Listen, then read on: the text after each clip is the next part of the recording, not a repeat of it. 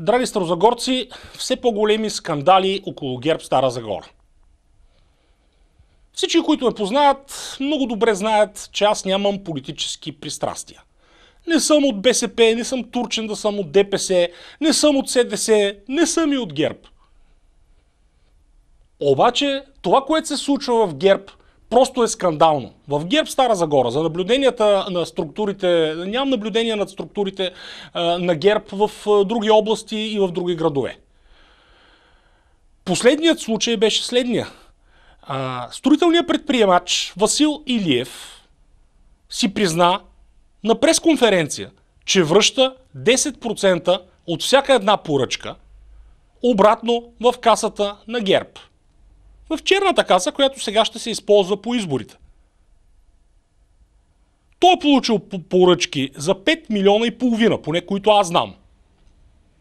5 милиона и половина, 10% прави половин милион и нагоре.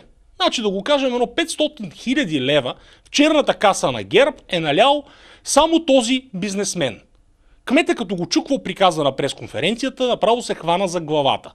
Естествено, аз като независима медия почнах да разнищам нещата. Това е скандално. Това плаче за прокуратура, тук се плаче за затвор. Васил Илиев, кмета, който е в тази цялата схема, всичките трябва да отидат в Старозагорския затвор. Не в Старозагорската община, не да строят разни обекти на територията на община Стара Загора.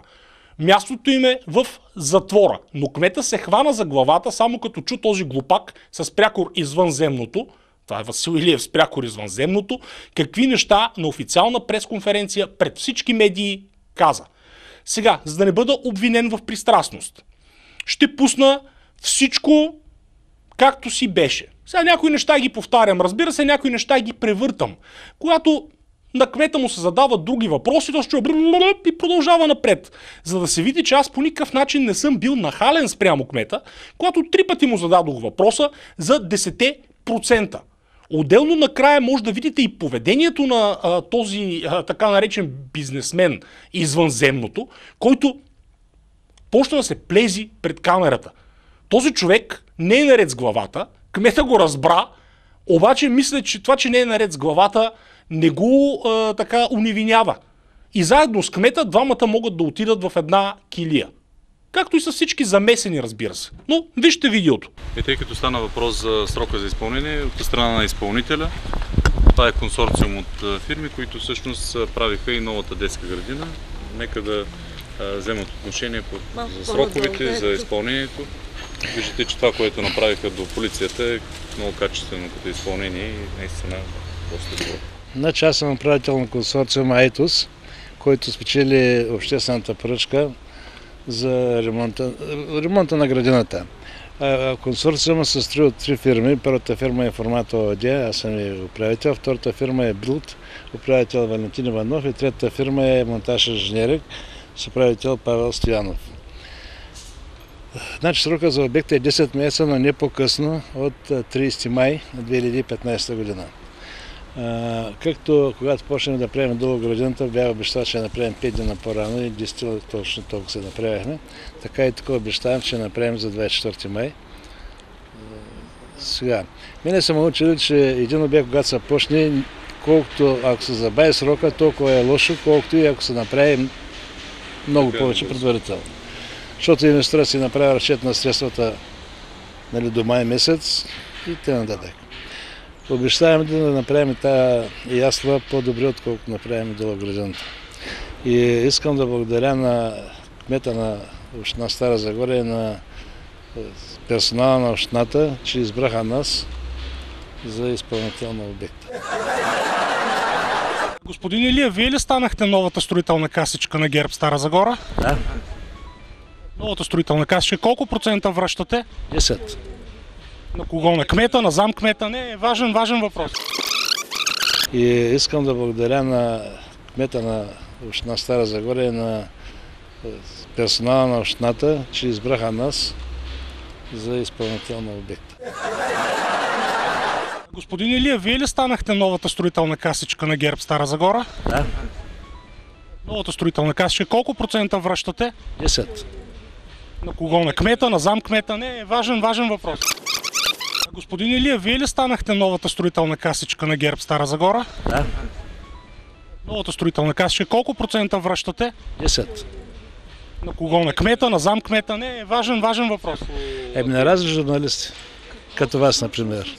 Дайте ми 10% тогава, си ги искам. Не, чакайте да... Да? Като преместите децата там, какво става с...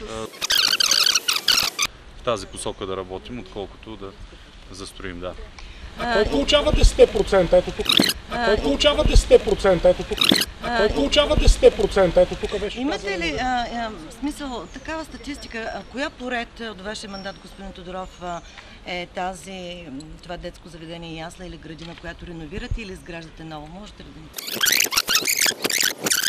Имам такъв въпрос за Стария общински съвет. Кога започват дейностите там? Стария общински съвет ще... Други въпроси? Може ли 10%? Защото миналата седмица новия директор на ВиК каза, имаме спор с общината. Кой да асфалтира? Този участък... Към момента ще... Цялостния ремонт на улицата. Кои проекти ще приключат до 5 октомври? До 5 октомври... Казарми. Който е? Консорциум е. Как се казваше консорциум? Моля? Консорциума е РПРС. Да, няколко фирми има консорциум, който е избран. И след 2 седмици смятаме, че може да започне работа, ако няма обжалване, за да може да приключат дейностите. Има ли в общината подадени молби от ромите, чието къщи бяха съборени за новото място? Има подадени около 16. Осигурени са. Да, осигурени са. Други въпроси? Аз пак задавам за 10%. Ето това каза строителя. Строителя каза 10%. Вчера Драгомир Стоев. Кмете, научете се да отговаряте и на неудобни въпроси. Други въпроси? Аз пак задавам за 10%. Ето това каза строителя. Строителя каза 10%. Вчера Драгомир Стоев. Кмете, научете се да отговаряте и на неудобни въпроси. Други въпроси? Аз пак задавам за 10%. Ето това каза строителя. Строителя каза 10%. Вчера Драгомир Стоев. Кмете, научете се да отговаряте и на неудобни въпроси. Каза, че новото служебно правителство е троянски кон, който Кмете, правителството на ГЕРБ. Вие как ще коментирате това на... Летището в Стара Загора.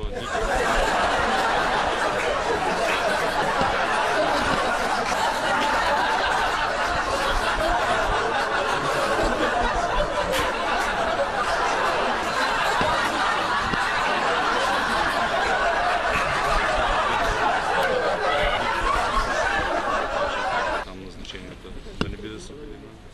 Да? спряхора извънземното. Кой ви кръсти, господин Илиев, извънземното? Един, който е свидетелства като луд. Така ли? Кой е той? Не знам.